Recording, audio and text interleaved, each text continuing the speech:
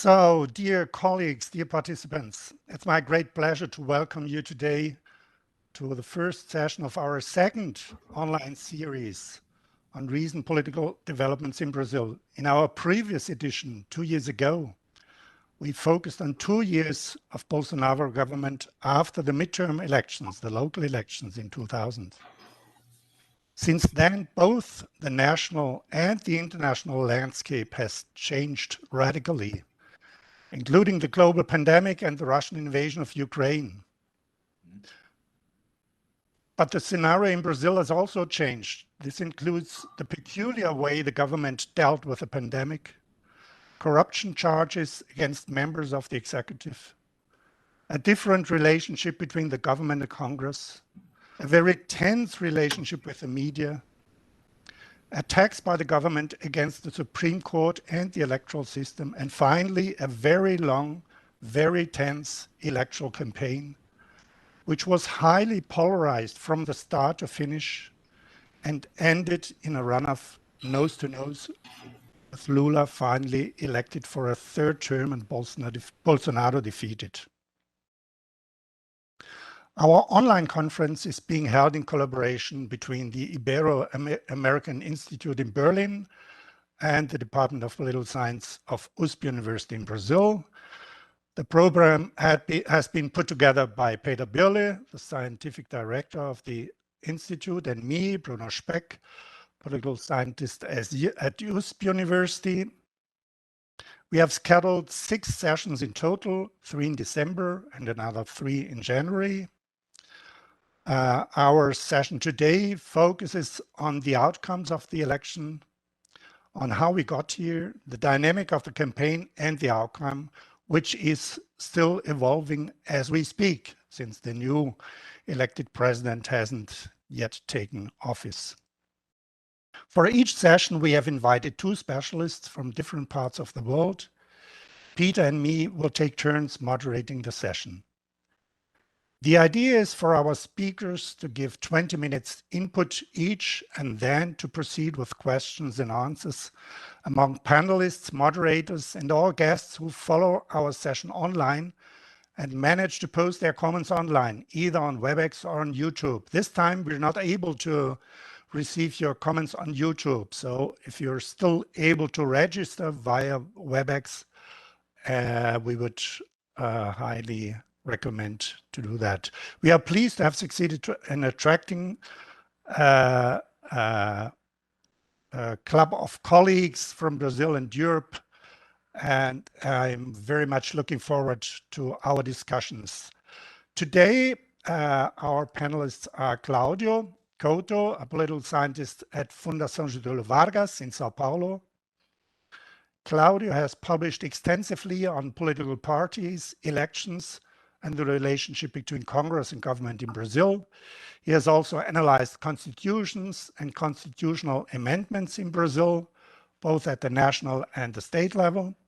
And he's engaged in the public discussion on politics in Brazil, bridging the gap between academia and society, writing regularly for newspapers, and hosting online discussions on politics.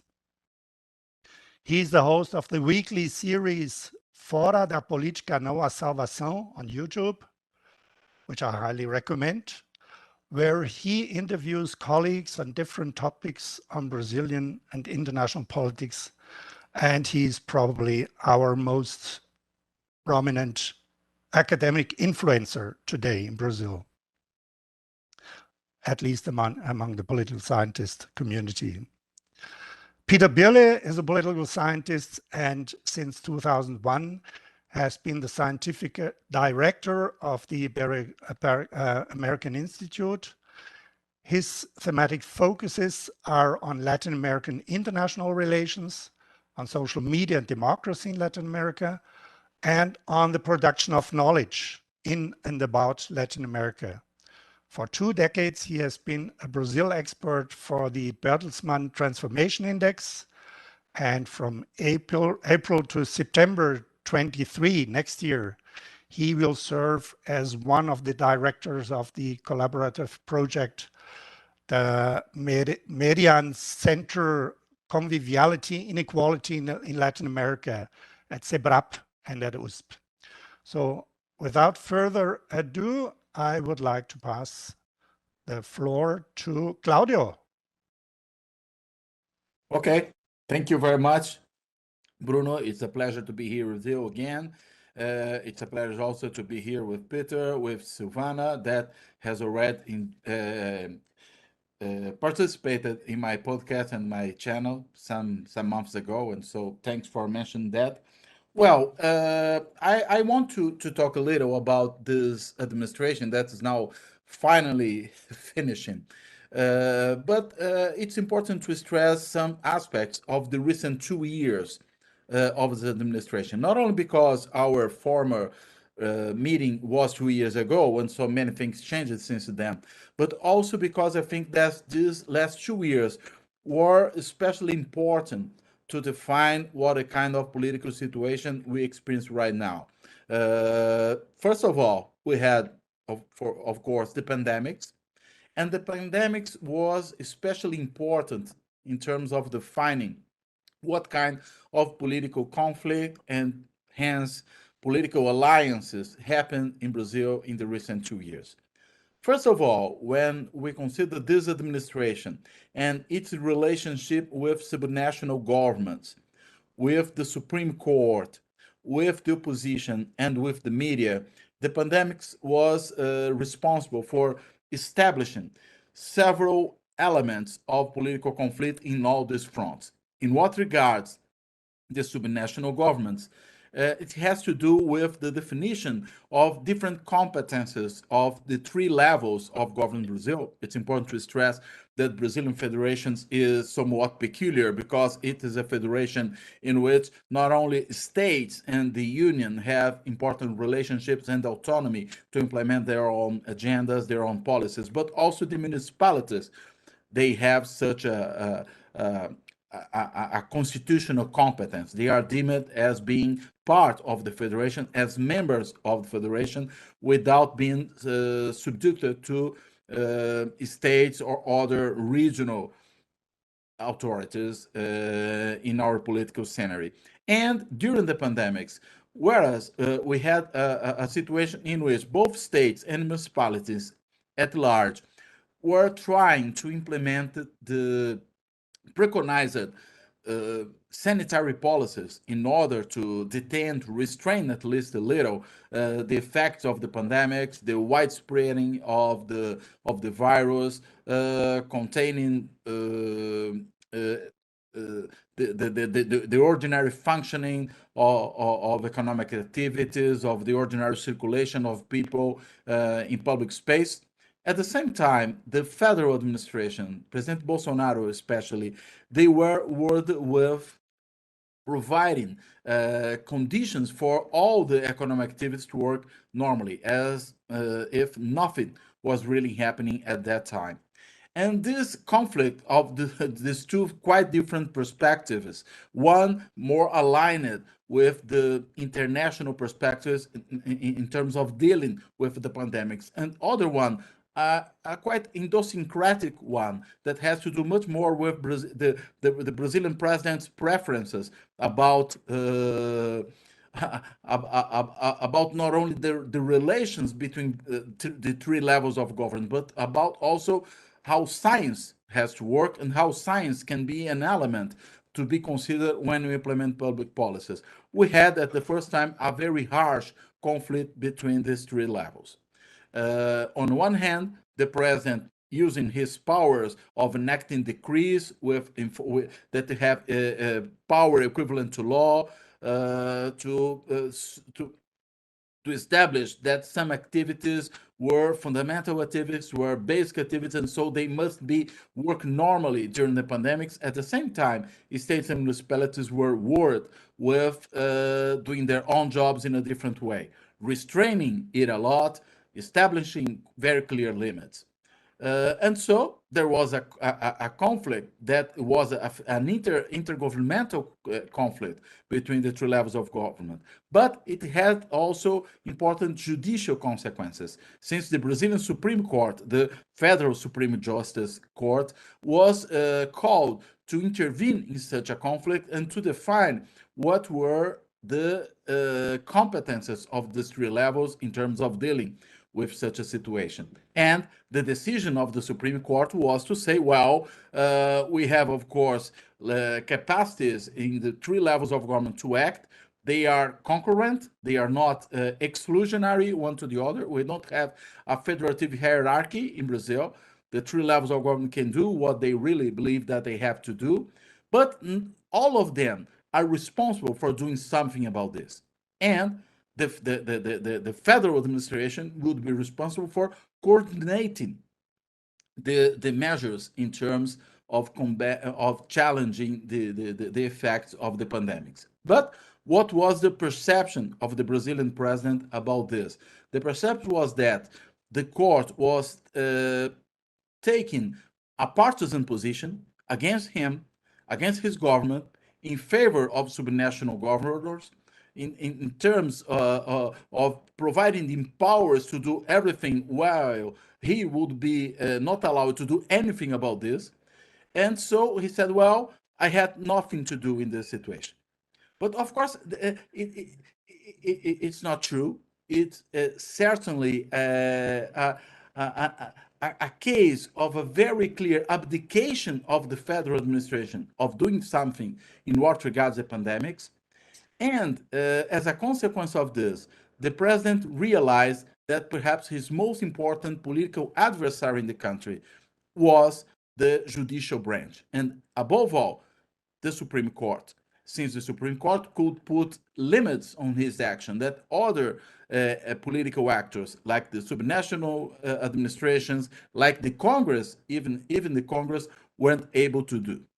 And so, since then, we have this the consolidation of a situation of conflict in which the judicial branch, on one hand, Supreme Court at most, and on the other hand, the executive branch, they became the two main actors in the political conflict since the middle of 2020, when this decision was taken.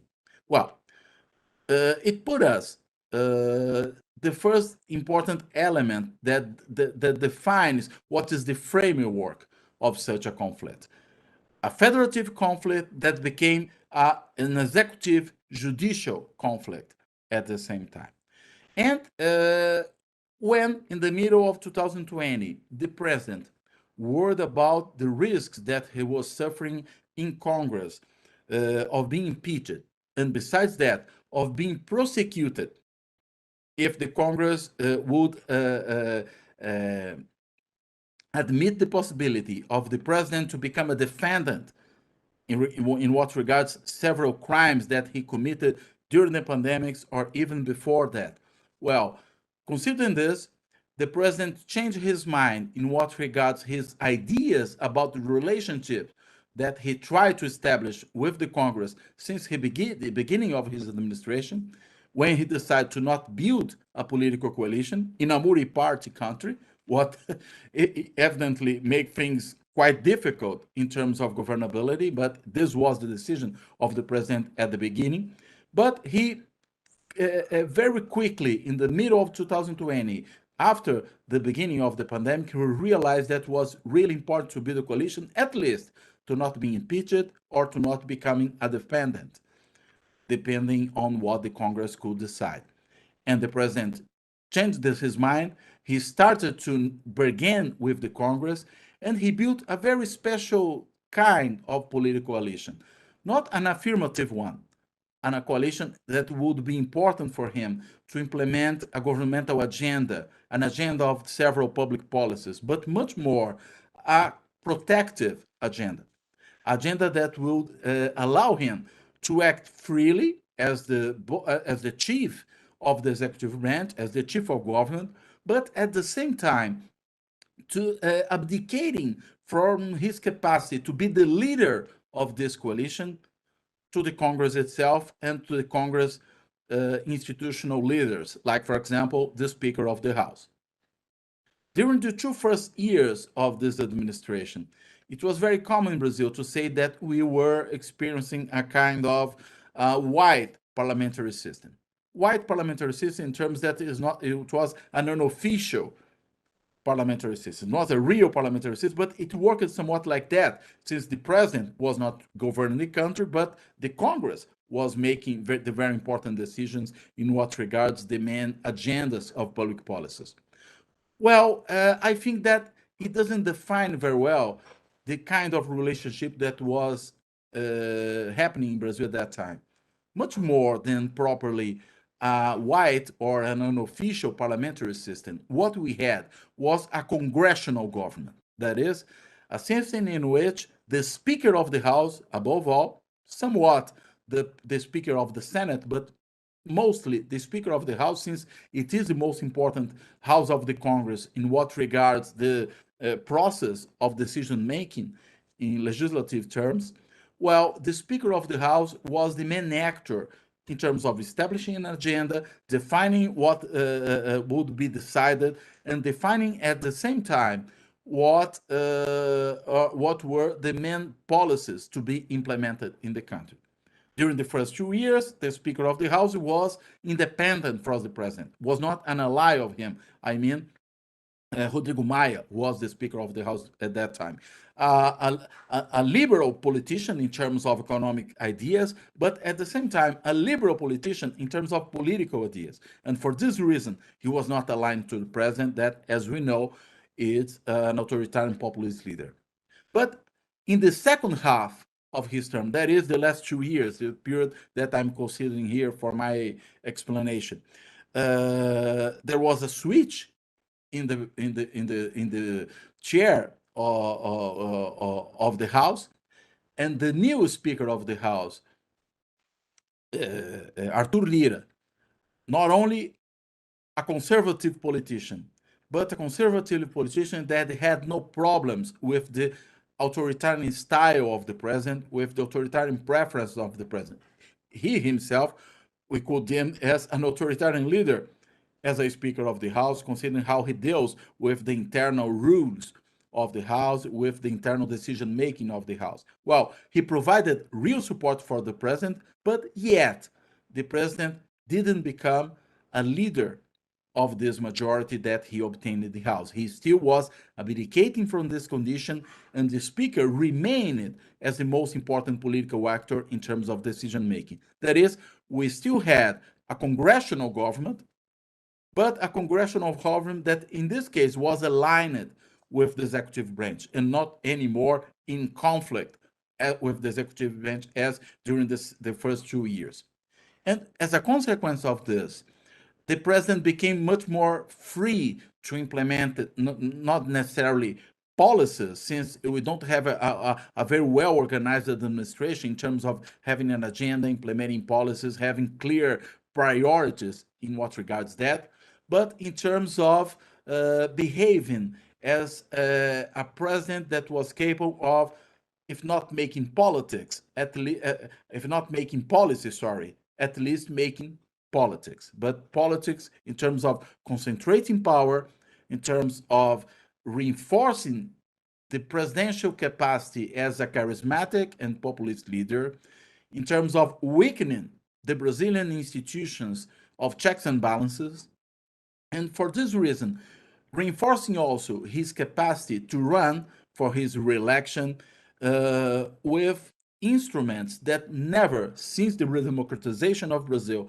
in 1985, any president has obtained in terms of expenditures, in terms of public expenditures, in terms of using the governmental machinery to provide bribery or to provide a kind of spoils to his supporters, in terms of interfering in the communication system that the government can manage. In all these terms, we had during these 2 years a president that tried all the time to surpass the limits that a normal democracy would admit for a president, even more for a president that was running for re-election. Well, So the Congress wasn't anymore a limit, a real political limit for the president. What made the Supreme Court even more central in this role of working as a real check on presidential actions. Not necessarily on congressional actions. What is curious, the Supreme Court was much more cautious when dealing with the Congress, when deciding what the Congress should do or should not do. But in what regards the president, the Supreme Court was really very active. It was a trap. And why a trap?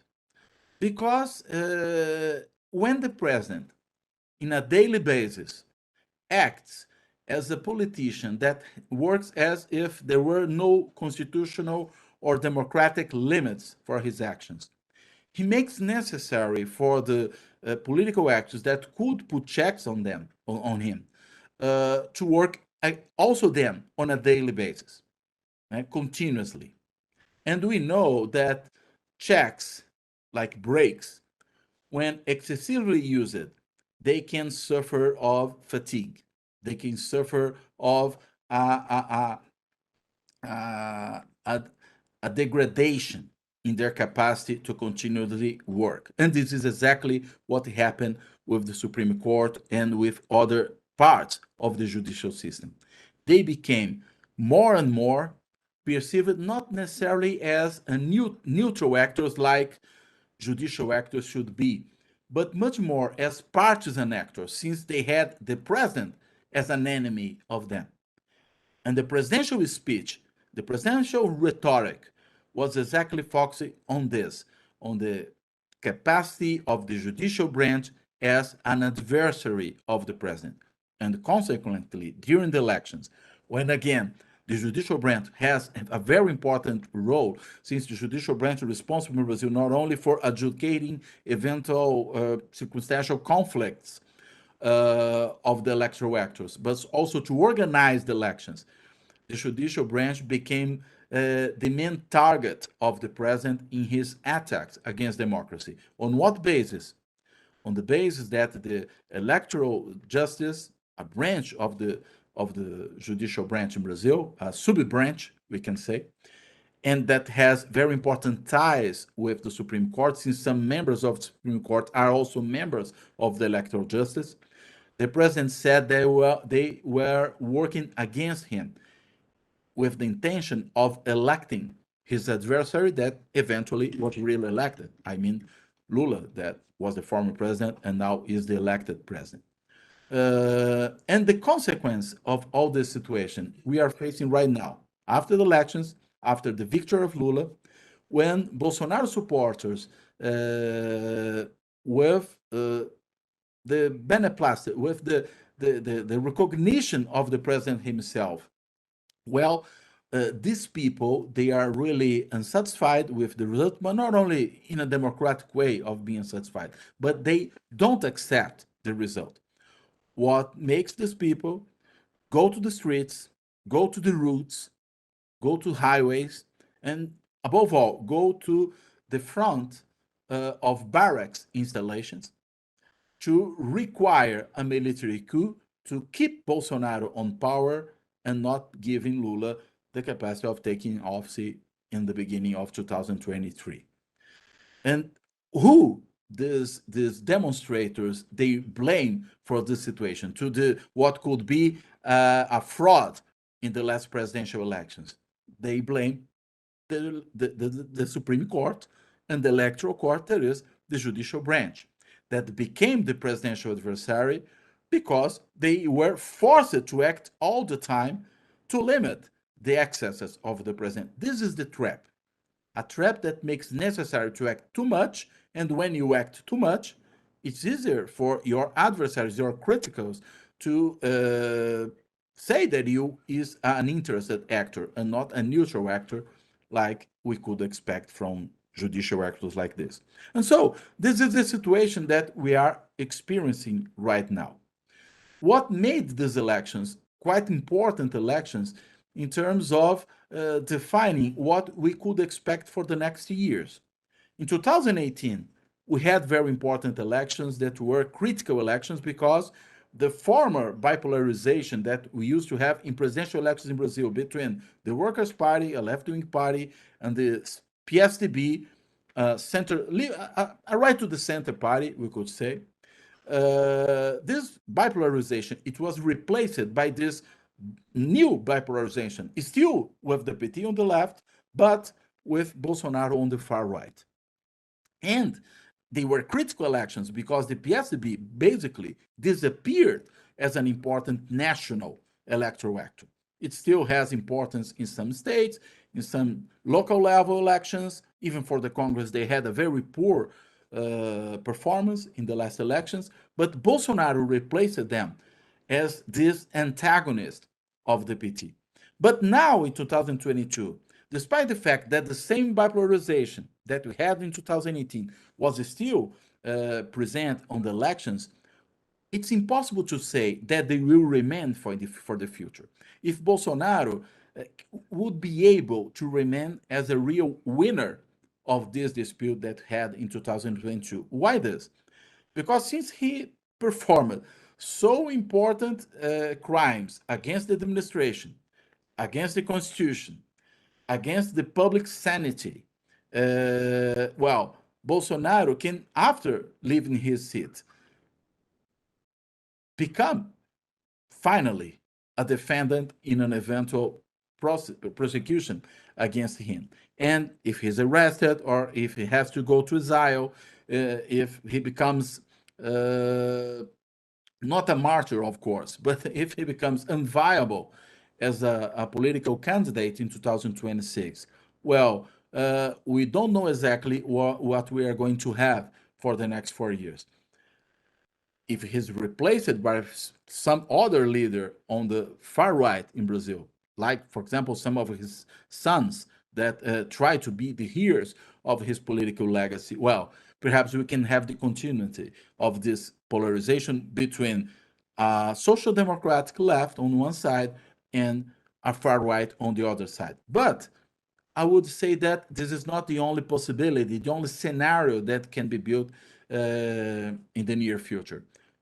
I wouldn't discard the possibility of having for the near future the emergence of a more moderate, a more traditional right that could occupy the place of Bolsonaro after being an ally of Bolsonaro during those last 4 years.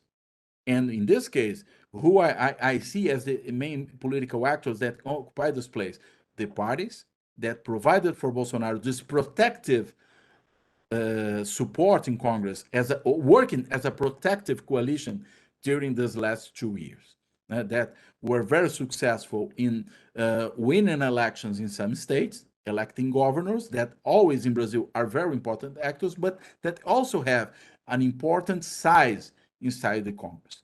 They are much more important, but much stronger than they used to be until recently in Brazil, when we had this right-wing parties and right-wing politicians as a kind of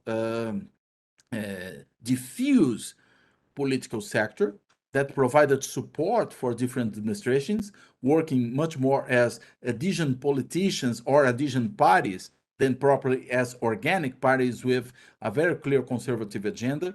But now, perhaps one of the legacies of Bolsonaro, if Bolsonaro or his family themselves don't survive politically, they can be replaced by a conservative group that can occupy this space. And so, if it really happens, perhaps we will see in the near future a new bipolarization in national political elections in Brazil.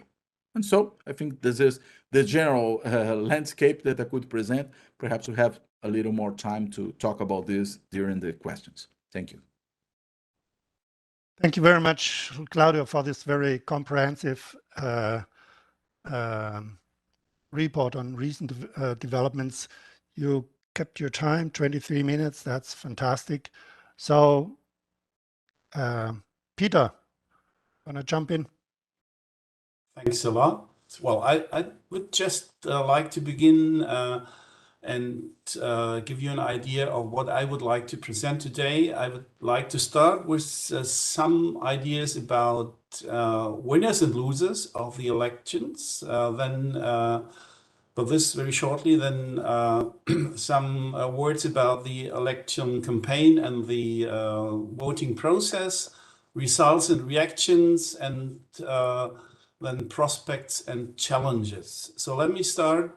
And of course, this is a European, a German perspective, and perhaps many issues that have been discussed a lot in Brazil and are already a little bit boring for Brazilians here in Europe are still widely discussed. So perhaps, especially for Claudio or some other participants from Brazil, I will be referring to issues they have already been discussing a lot. So who have been the winners? I would say, first of all, Lula da Silva as a person, because he, in the end, managed to win the presidential election. Democracy and the rule of law and institutions also, in some way, could be considered as winners of this election. Also, the Brazilian voting system, of course, environment and climate, indigenous people, culture, science, all these in some way are, for me, winners of the elections. But also, Bolsonarismo is clearly a winner of the election because the radical right has been able to achieve a significant increase in mandates in parliament, and many governorships will be held by Bolsonaro supporters in the future. So if these are the winners, who are the losers? Well, Jair Bolsonaro is a loser because never has a president failed to win re-election since 1988. But of course, Bolsonaro, with his more than 58 million votes, remains an immense factor in Brazilian politics. I would say that the moderate right is one of the biggest losers of this elections. If we have a look at the results for PSDB, for example, and opinion polls are also one of the losers, once again, of this election. We could discuss this later on. So let me come to my second point, the election campaign. It became clear that there would be much more at stake at these elections than just the election of a new president. No? So there have been many fears in Brazil and abroad that if Bolsonaro would win the election, there could be not only a further increasing of the destruction of the Amazon rainforest, a further increasing of threats to indigenous people, a further weakening of democratic institutions on attacks on the Supreme Court.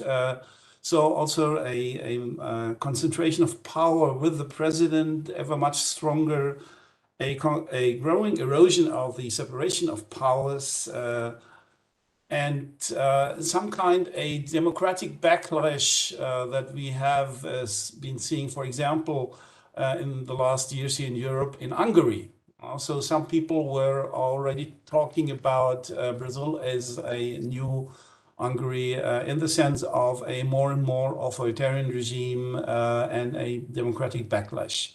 So this, for me, was one of the main reasons why in the months leading up to the elections, Lula succeeded in forging a broad alliance of forces ranging from the left to the democratic right. And the common denominator of this alliance was the desire to prevent a second term of Bolsonaro's government. And during the election campaign, the incumbent government, and Claudio mentioned this, made massive abuse of the state apparatus for electoral purposes. Never have so many votes been bought as in this election. And also the Federal Highway Police, where many Bolsonaristas can be found, they prevented people from going to polling stations with roadblocks, with arbitrary controls. And then some words about the role of the media.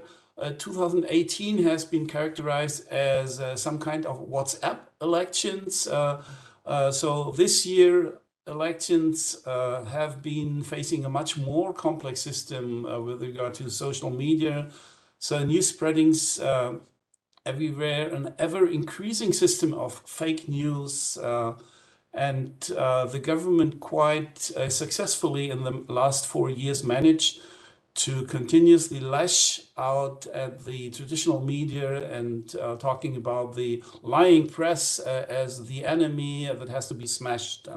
So there has been an enormous amount of fake news and lies during this election campaign, and not only, this has to be mentioned, not only from the far right, but also from the left. And the result has been that there has been hardly any debate on policies, no? And even if the right and the far right still seems to be much more successful in using social media for its own purposes, the progressive camp is increasingly relying also on social media. So, and then the election process, very shortly, there has been no evidence of election fraud, and the armed forces who were allowed to have a very how is it said? Well, to have a look at the election, they in their report published just 2 weeks ago, they found no evidence of any kind of irregularities. So what about the results of the elections? One has to state that the result was a little bit shocking because the result was so close despite the broad alliance against Bolsonaro. So all the progressive forces combined received less than 1/3 of the vote, and the moderate right resulted very weakened. Probably without the pandemic, Bolsonaro would have managed to be re-elected. So nearly half of the population voted for Bolsonaro. And when thinking about what might be the possible courses of this, so people have been saying that many felt that before Bolsonaro, no one spoke to them and they had no voice in the political arena. So this has, for many people, changed with Bolsonaro. And of course, there are opponents of abortion, many opponents of progressive social policies, conservative-minded people, not least large part of the evangelicals who make today up to about 40% of Brazilian society. No? So I think it's not right to say that all Bolsonaro voters are fascists, because Bolsonaro has managed to concentrate discontent. The problem is that many of his supporters now live in some kind of information bubble, but it's not easy to say how many people are really forming part of this hardcore of Bolsonaristas. And of course, in Brazilian society, strong anti-PT attitudes remain among many segments of this society.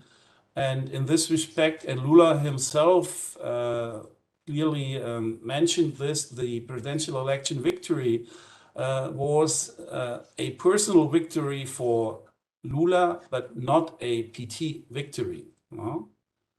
The reactions to the results in Brazil, at least in one half of Brazil, and in many countries worldwide, have been some kind of relief. We have escaped the worst. There's a hope for resumption of cooperation at all levels from international partners, and in some way the idea that there have been 4 years gained to defend democracy. No? And of course we have seen the Bolsonaristas protesting in the streets, blocking roads, and appealing till today to the military to make a coup to prevent Lula's inauguration in January. What are the prospects taking into account this situation? I have 2 basic points. First, we cannot expect a progressive transformation in the sense of Lula 1 and Lula 2 from the future government. But I think we can hope for a return to democratic normality, and such a normality in which institutions and human rights are no longer attacked by the president. Such a return to democratic normality would in itself be a major advance over the situation of recent years. And second point regarding prospects, the future government does not have parliamentary majorities and faces a host of right-wing governed states. The majority situation and the heterogeneous composition of the governing coalition will make it very difficult for Lula to govern progressively. No? But in some way, this situation is perhaps not so different from past experiences, because all previous presidents were eventually forced to come to an agreement with parliament and governed with the help of a heterogeneous block of deputies. So this is what many political scientists have been labeling coalition presidentialism. And as Claudio just told us, even Bolsonaro, who never wanted to enter this game, after 2 years, he was forced to enter this game in some way, because he was intelligent enough to see that he also would have been possibly being confronted with with an impeachment process. You know? So he managed to have these alliances with congressional leadership.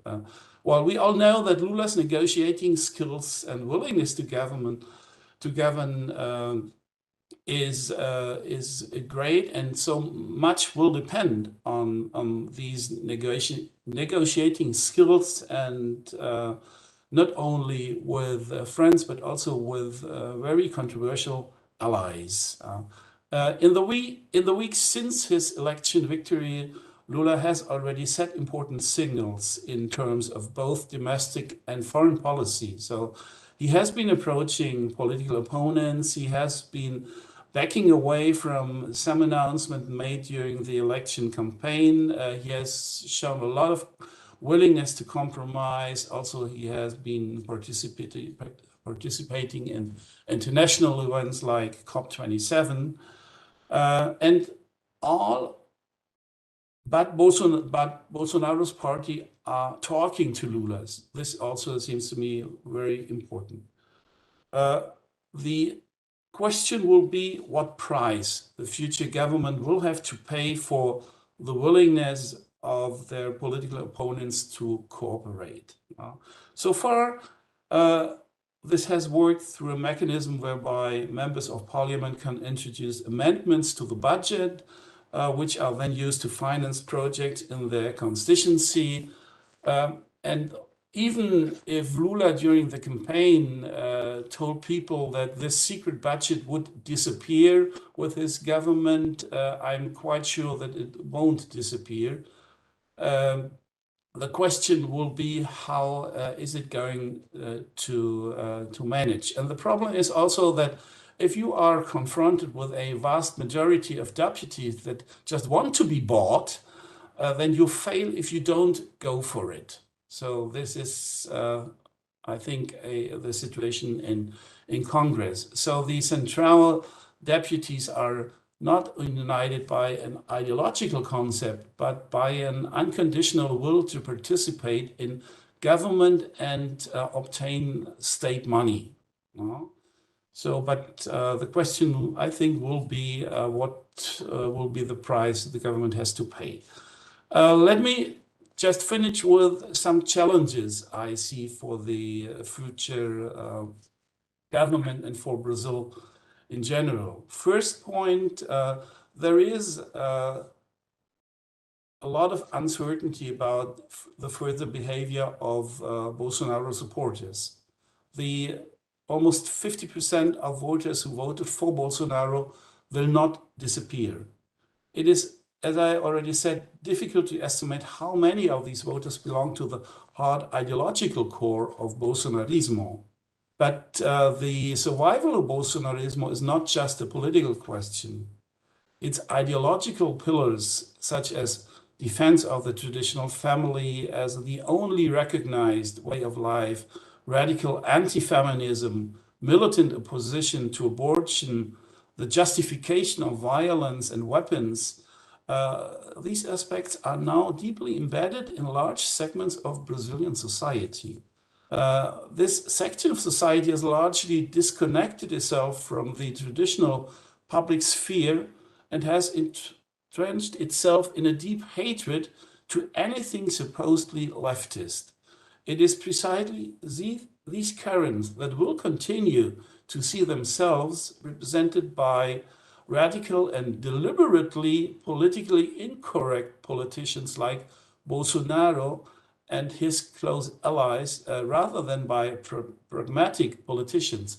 So if the future governor of São Paulo state, for example, now is presenting himself as a pragmatic politician, this may give him the chance to negotiate not only with Lula but also with a lot of other political parties. But this makes him less attractive for the hardcore Bolsonaristas.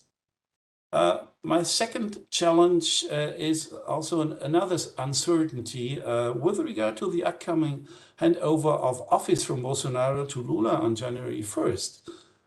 Many police forces support Bolsonaro. Bolsonaro himself does not want to hand over the sash of office, contrary to the protocol. And the right wing in parliament and on the streets must not be underestimated. Not now and not in future. My third point, the Bolsonaro government has massively undermined all the organs of environmental legislation and indigenous rights. It has been filling key positions with people who are against the meaning and purpose of these institutions. And the new government must reinvigorate these institutions. This applies domestically and also concerning foreign policy. So the government will have to deal a great lot with reconstruction work in Itamaraty. But this is a very difficult task and it will take a lot of time. This will not be done in some weeks or some months. And I think this is one of the most difficult heritages of the Bolsonaro government.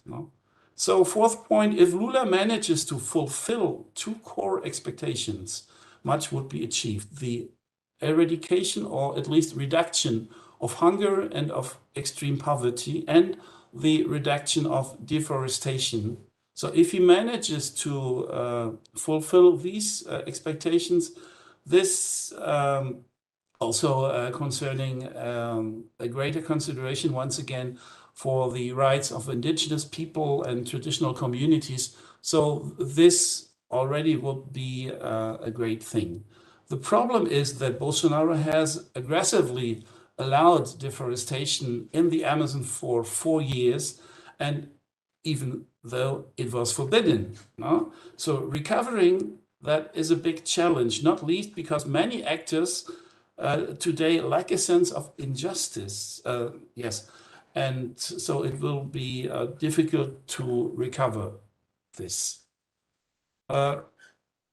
Reconciliation and less polarization of the Brazilian society is necessary, but in some way Bolsonaro also should be held accountable for the excesses of his government. I think this is a challenge very difficult to reach in the next month, but it shouldn't be forgotten. And my last point, I think that the left, the Brazilian left, and also the Brazilian moderate right urgently need a generational change. The extreme right is much further along in this regard. So Lula has announced that he will not be candidate for a fourth presidency. So PT but also other more progressive actors and parties have to look for a generational change, and also the moderate right, PSDB and other parties, they have to think about how to regain forces from the Bolsonarista. And my very last point, there will be a very difficult situation for the future president, and we have seen this in the last weeks, to manage some kind of balance between social responsibility and fiscal responsibilities. So half of the world is looking at Brazil, and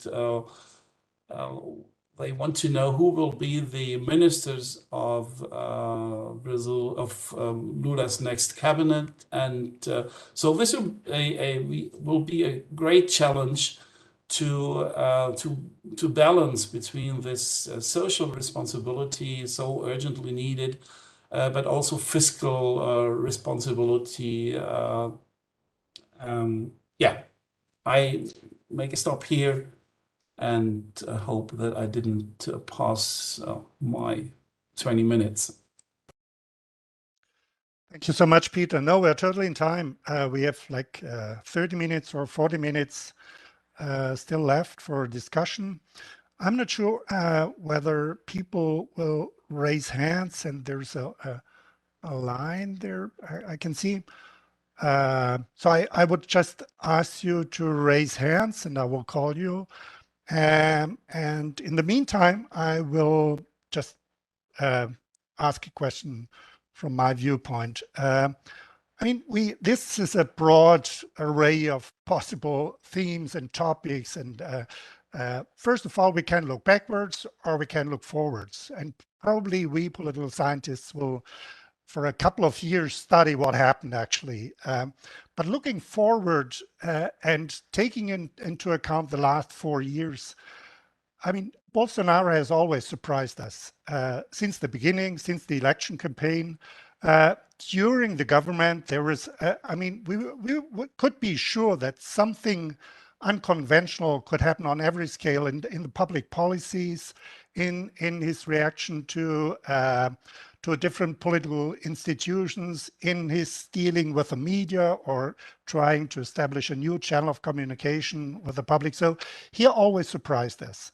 So taking this into account, what would your comments be on the next couple of weeks or month in terms of his capacity to galvanize the different branches that supported him against the Lula government? So the different branches were, on one side, the Pentecostal churches, or part of them, and the moral agenda, for one. Then second, the military and the police, this half institutional anti-system branch. Third, his personal followers. So they called him the myth, and they very much created him or viewed him as an icon of anti-system,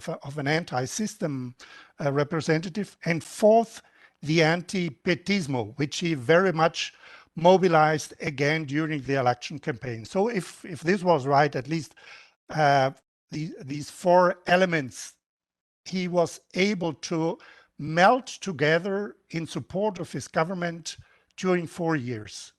So what are the prospects of him out of government being able to maintain his galvanizing force, the unity of his support. So his close to 60 million voters will split into these different branches, some making arrangements with the new government, others not, or will he be able to keep these forces, these different branches of opposition together? Bruno, I just wanted to tell you that we have two raised hands, no? Silvana Krause and Gerd Koller. Okay. And So Wolf Grabendorf too. No. Would we then maybe gather these three inputs, mine and the three, and then ask you to respond? Would that be fine? Yes, I think that would be a good idea. Okay, then let's go ladies first, Silvana, then Wolf Grabendorf, and then Dieter Kohlhepp. Thanks, Bruno and Peter, for the invitation. I would like to make just one brief comment. I think it's too early to assess who the election winners are. Yes, I agree that the biggest winners have been democracy and the rule of law. In this, I have no doubt. The challenge for the winner of the election, Lula da Silva, is to coordinate the broad front, as it was obviously not a victory that can be explained by the resistance of PT survival.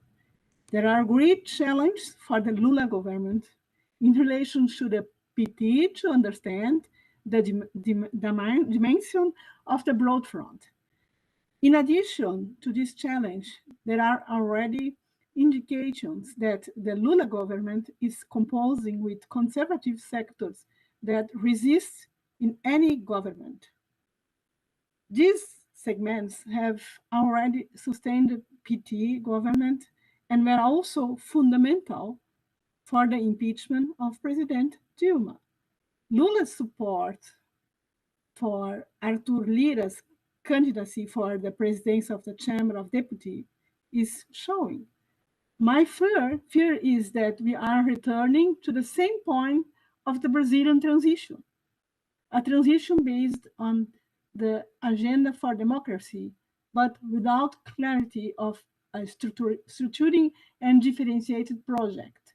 From the point of view of Bolsonaro's current party base, with the highest representation acquired in this year's election, the electoral result of this right-wing conservative victory must be observed very carefully. Most of these deputies are not root Bolsonaristas. They are hybrids and always ally with the government when the situation is opportune. In this sense, my concern is whether we return to the initial transition cycle to the old style of political culture. Therefore, expectations are high and may not correspond to the legitimacy of the new government and frustrate international opinion. Thus, returning to the political instability that the country has experienced, especially since 2013. This is my question, because if we see nowadays the behavior from the transitions government, I think you will see great problems to correspond to the expectations about this government. This is my question. I don't know how my colleagues see this reflection here. Thank you very much, Silvana. Wolf Grabendorf.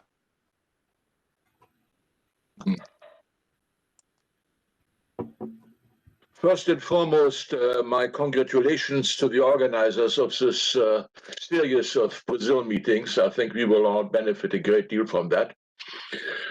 But my question has a little bit to do with Brazil's image, because obviously Lula has already announced enormous amount of international initiatives, not only with regard to climate, but also with regard to integration in Latin America and so on. And I was wondering if he will in your opinion, have really the time and the attention span to be as active as he has announced, given the situation internally, as some of you have them described already? And there might be something happening which we have seen comparable in the United States. Once you have a divided internal system with a lot of polarization internally, then the external efficiency of big countries go down rapidly. And I was wondering, just in a situation where Latin America is trying to find some way of, I'm not talking about integration, but about political cooperation, the voice and the capacity of Lula is very much needed. I wonder, what is your opinion, if he will really have the time and the possibility and the legitimacy to do that, given his internal type of challenges? Thank you, Wolf Grabendorf. Gerd Koleb, sorry.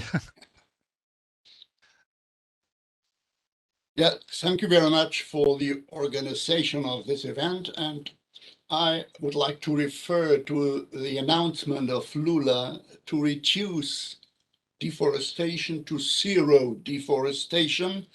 And I would like to know your opinion about the confrontation, the big challenge between the large landholders in the Amazon region and the idea of Lula of a reorganization of the environmental institutions in Brazil.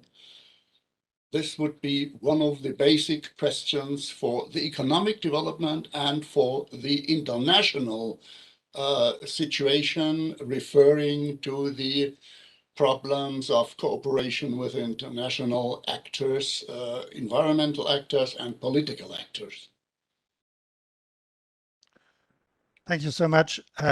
Just reminding you that our last session will deal in detail again with the international relations question, but obviously our panelists are free to try to give their view on these questions.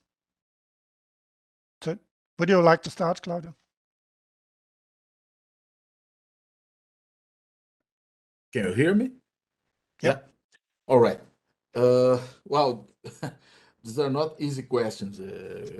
I could say that are those kind of questions of $1 billion, not only $1 million.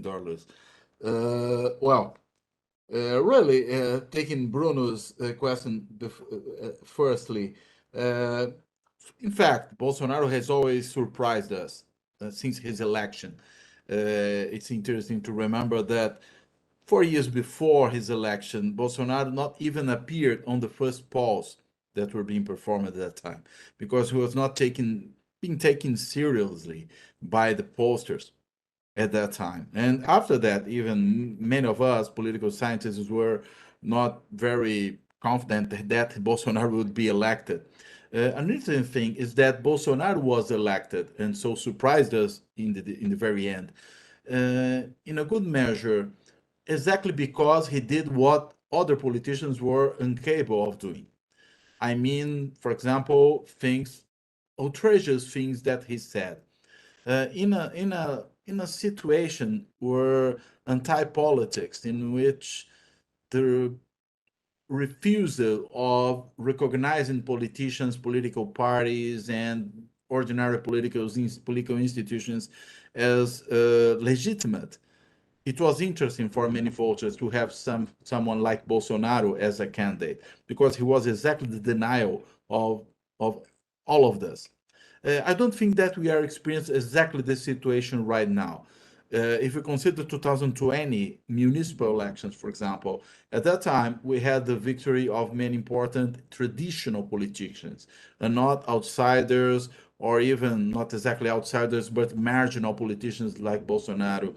Again, in 2022, on the other hand, at the same time that Bolsonaro was eventually defeated in those elections, in spite of all the resources that he was able to mobilize as an incumbent president, even resources that went much beyond what would be normal for an incumbent president. I mean, for example, the constitutional amendment that allowed him to expend much more money that would be acceptable considering the electoral laws in an election year, for example.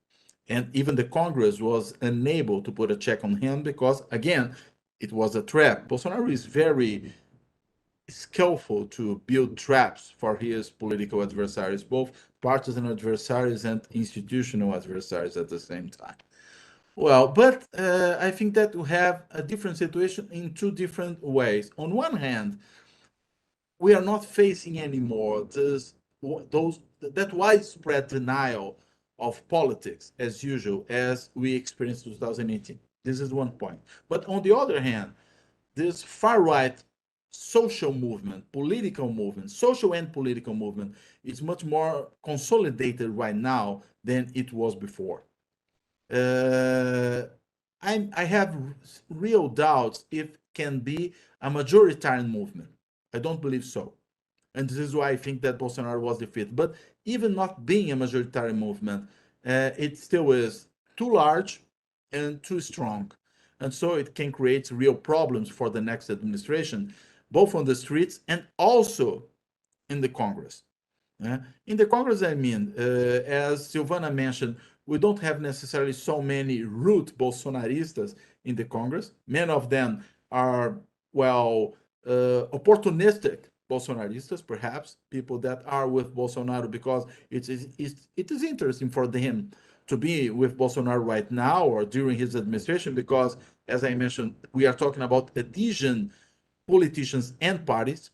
And so for them to adhere to an administration like Bolsonaro is something like adhering to any other administration, like many of them will do with Lula's administration in the next year. Well, but at the same time, we still have a number that is still difficult to figure out what is the real size of federal deputies and many senators that were elected right now that are root Bolsonaristas. Perhaps we're talking of something about 20% of the seats of the House. We're talking about, well, something like this in the Senate also, considering these last elections. And, well, this is very relevant for the relationship that the next administration will establish with Congress. And on the streets, we can see what we have right now. We have these people that are on the streets for 1 month right now, and they still are there. They still are in front of the barracks, claiming for a military coup. We have also demonstrations and other, let me say, manifestations of these far-right feelings, these far-right perspectives on even individual actions. Even the emergence in these last 2 weeks of so many Nazi demonstrations in Brazil, of schools that are being painted with Nazi symbols, an attack on a school again with a teenager with a Nazi symbol on his arm. And this case are repeating. This has to do with this strange of Bolsonarismo in the society, because it allows the mobilization of such a kind of feeling, of such a kind of movement that otherwise would be, well, hibernating perhaps. But now what was latent now is very prominent, and it makes a considerable difference. And so we have to deal with this. But this is one thing. The electoral strength of Bolsonaro will depend mostly on what will happen with Bolsonaro and his family for the next month. This was one of my main important points. It's very important because we are talking about the capacity of this leadership to work as a catalyst of this political movement. Without this kind of leadership, I really have serious doubts that any other figure will be able to perform this role. I don't think so. I don't think so. Well, will Lula be able to be so active externally with so many problems internally? Well, I think that he has no choice, first of all. But besides that, there is something that will be quite useful for Lula, that is Alckmin's presence on the administration.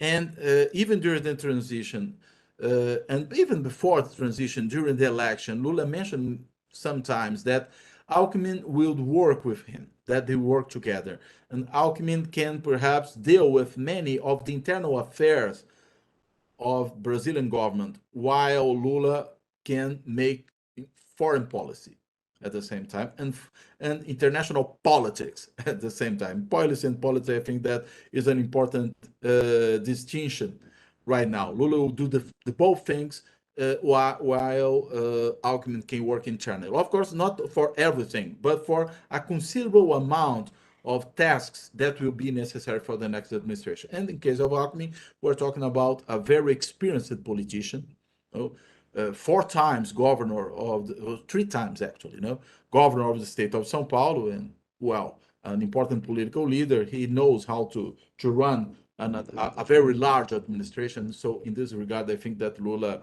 will have a very important help from inside. And finally, sorry, what? Would you go so far as to agree with our colleague who says that Lula will have the role of a head of state and Alckmin will have the role of the head of government? Well, I think it's too much to think this way.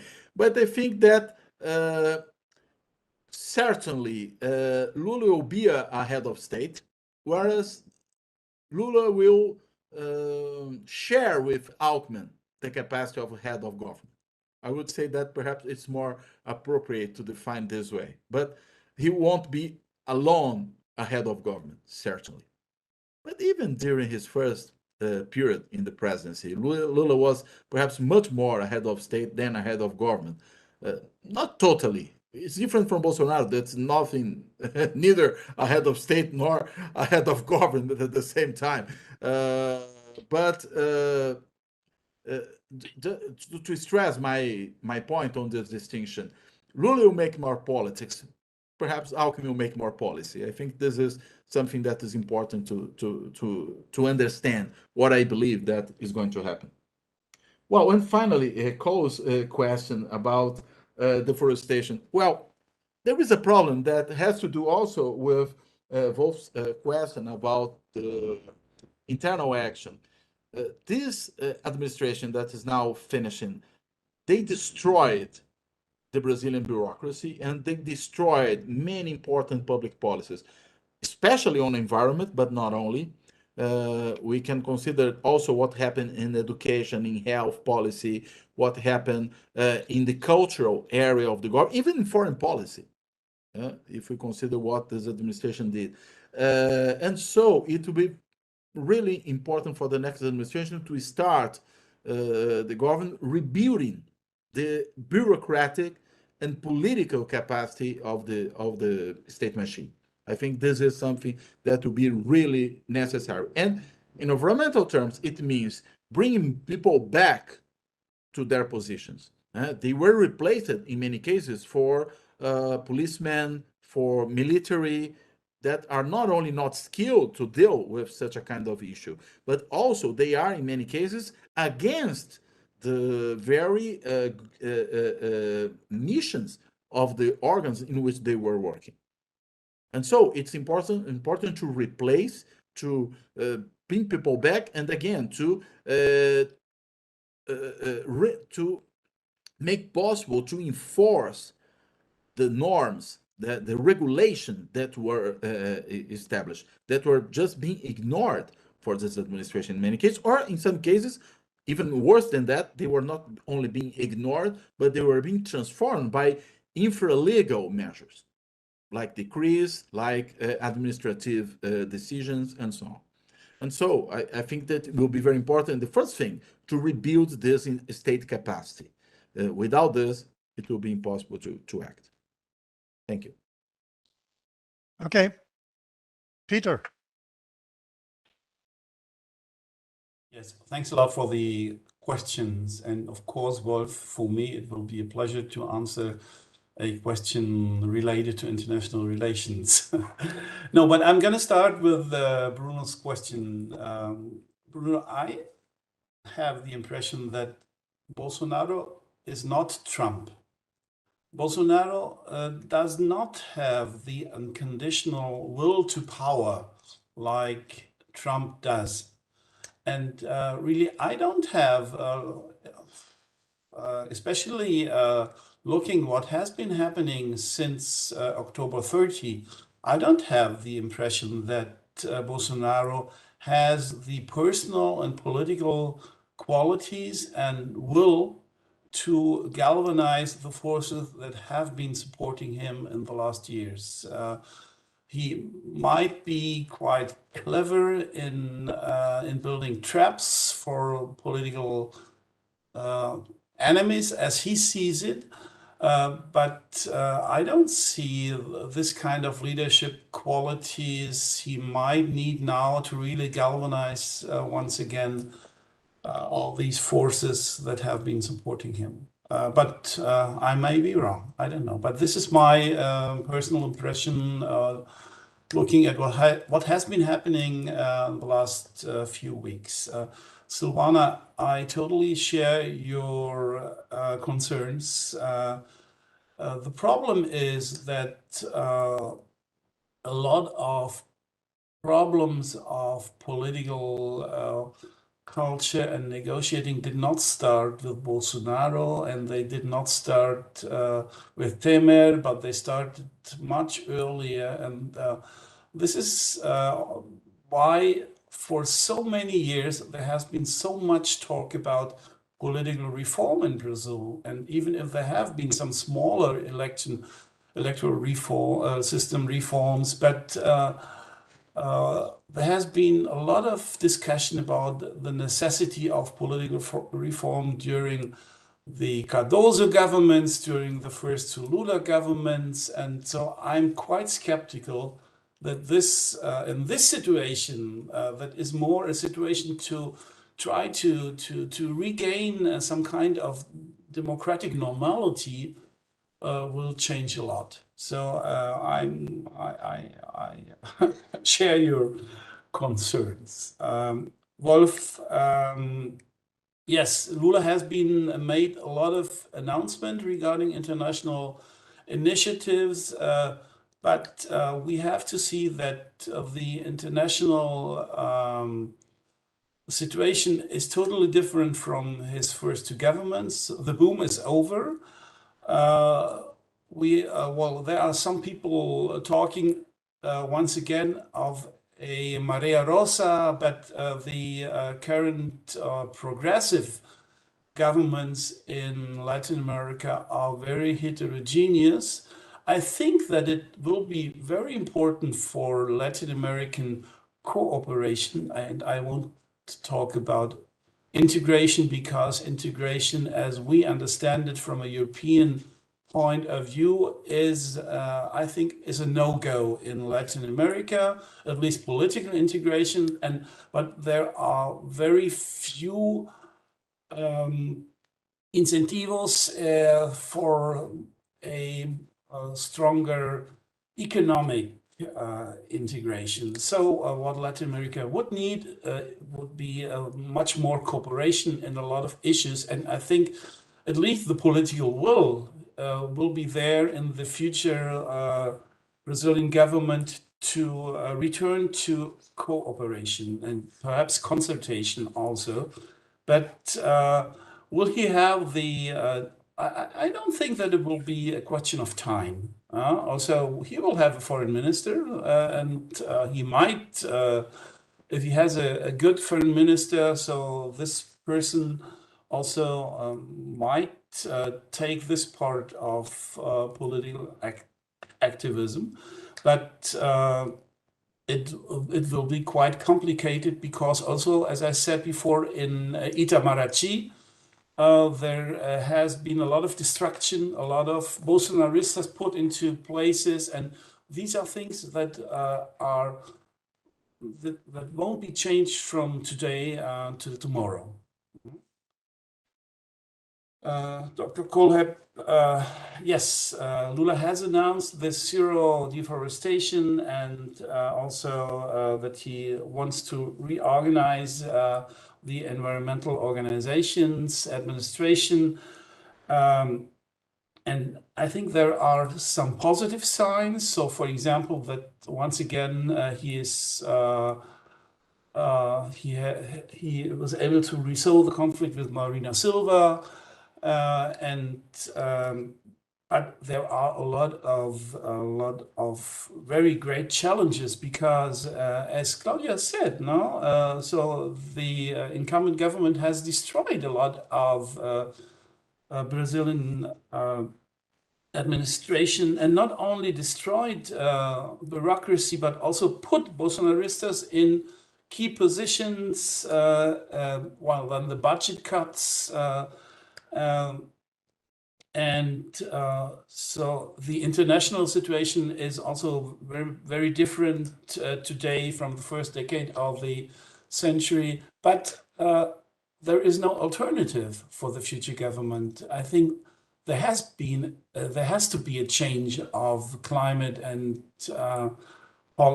policy, and there have to be more deforestation initiatives against deforestation. Perhaps one of the greatest challenges is the climate of impunity that has been installed in the Amazonas region, and like Marina Silva has pointed to some days ago, some years ago, they were talking about some 80-something illegal pists for airplanes, and now there are about, I don't know, 1,500, something like that. So this is only a very small example of the great challenges.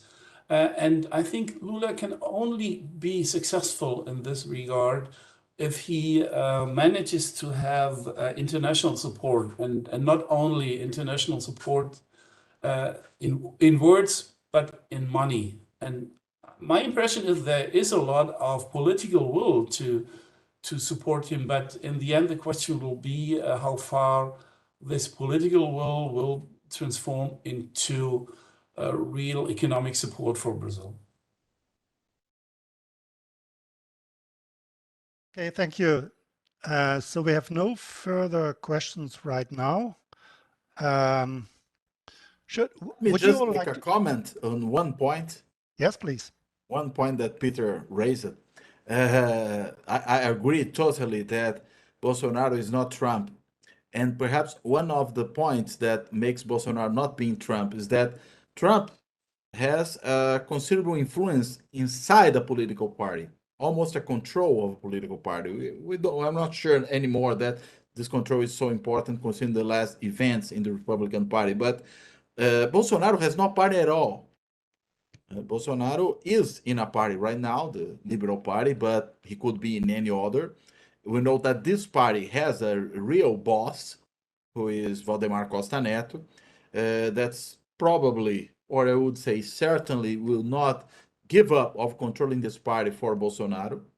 When Bolsonaro tried to build a party, he failed. He failed totally in his attempt to create a party. And finally, it's different also in what I mentioned, the situation that Bolsonaro experienced in 2018, when he was the charismatic leader of an anti-political movement.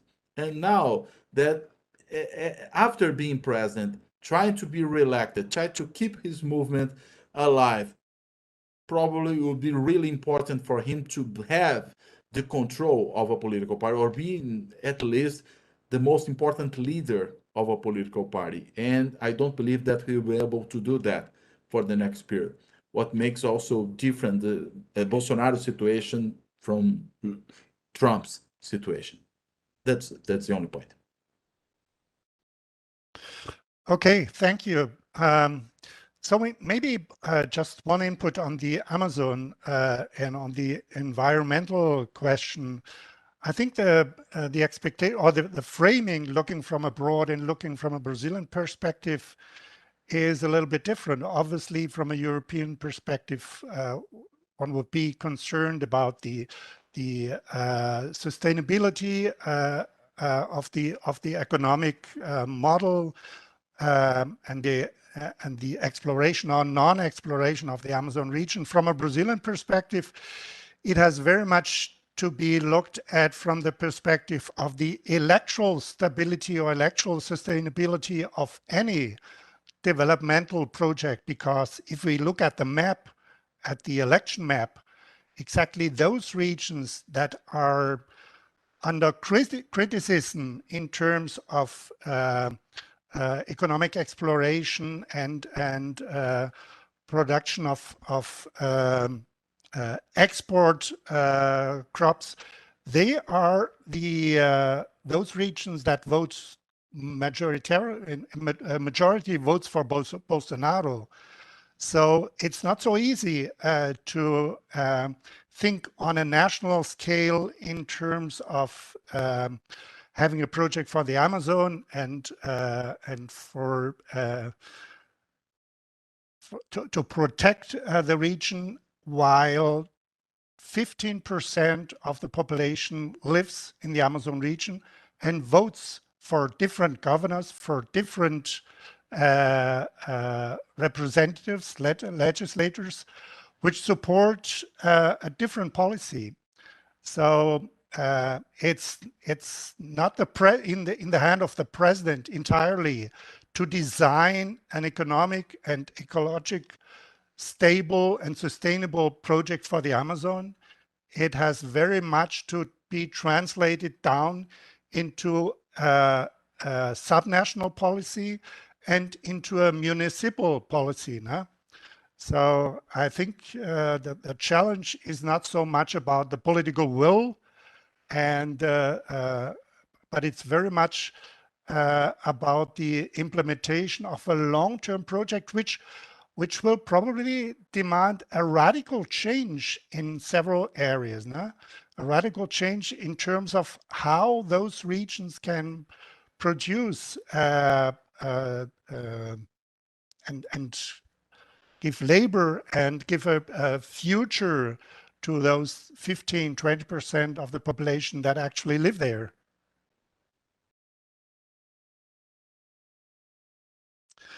So, okay, so should we call it a day? Because we have no further questions and we have another 5 panels to go. So hold your horses. Next, would you like to comment? Next I think week, that Peter wants to talk. Yes, next week we will have our session focusing more on political parties, on the role of political parties, political representation. So while we opened very much the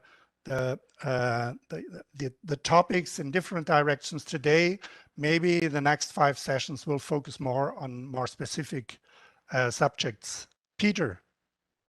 I just wanted to agree with you, because I think that environmental policy, climate policy, and foreign policy are no priorities for the biggest part of Brazilian society. So there are questions of hunger, of economic questions, and for many people, perhaps also these cultural wars, but environmental policy, climate policy, foreign policy are things that for many Brazilians are quite far away. And so let's talk about development and economy, but not about these things. And this also means that I didn't want to say that we shouldn't talk about it, no, but many people are not so much interested in this. They are interested in other things. And this also means that if you want to win elections, so these